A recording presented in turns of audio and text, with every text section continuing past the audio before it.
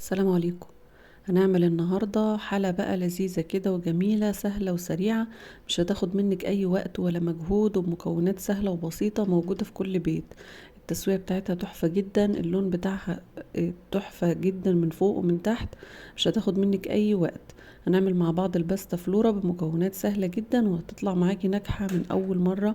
بس تابعي معايا كده الفيديو للاخر، وهقولك على كل التكات والتفاصيل في الفيديو. يلا نبدأ على طول.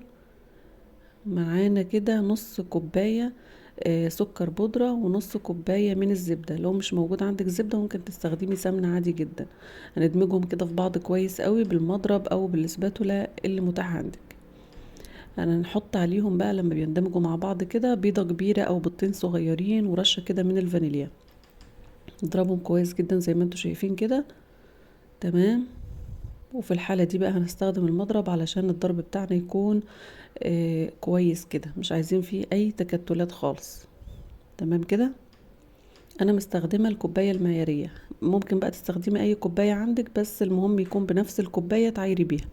هنحط بقى كوباية كده من الدقيق. انا استخدمت كوبايتين دقيق، بس اول ما هنيجي هنحط كوباية واحدة، ننخلها كويس كده على السائل بتاعنا، وعليها نص معلقة من البيكنج باودر. تمام. هنبدأ ان احنا نعجنها كده كويس. تمام كده زي ما انتوا شايفين. وهنحط بقى الكوباية التانية بالتدريج كده، لما نلاقي العجينة معانا ملزقة هنبدأ ان احنا ننخل بقى الكوباية التانية، يعني شوية بشوية كده لحد ما تتماسك معانا خالص. كل ما بنلاقي العجينة ملزقة بنضيف حوالي معلقة كده او معلقتين من الكوباية التانية. مش بنحط الكوبايتين مع بعض ونعجن مرة واحدة، ليه؟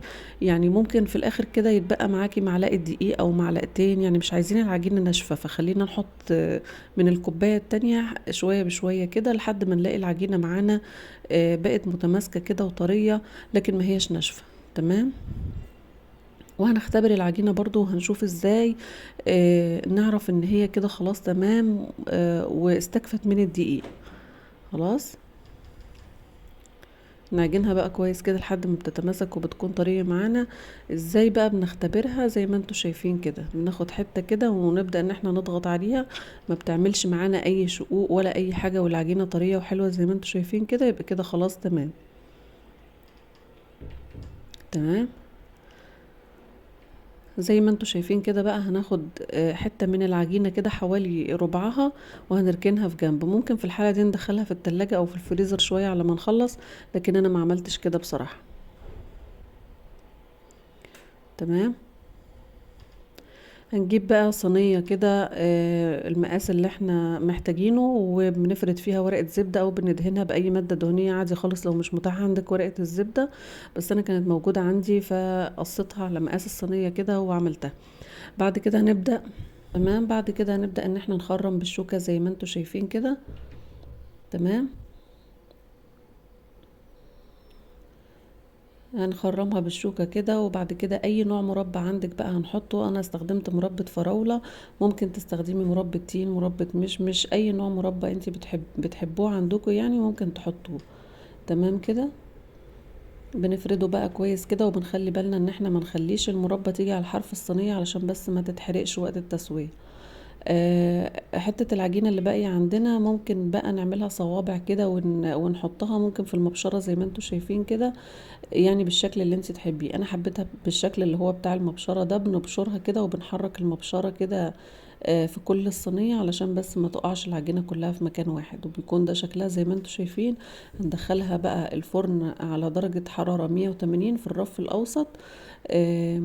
اول ما بنلاقي الحروف بتاعتها احمرت يبقى كده خلاص تمام استوت وبقت كويسة خالص. بنطلعها من الفرن وبنسيبها بس تهدى شوية، وبعد كده بنبدأ نخرجها بالراحة كده. زي ما انتوا شايفين كده التسوية بتاعتها تحفة جدا جدا. انا خرجتها بورقة الزبدة بتاعتها على فكرة، ما شلتهاش يعني في وقت التصوير ده، ما كنتش شلتها بصراحة.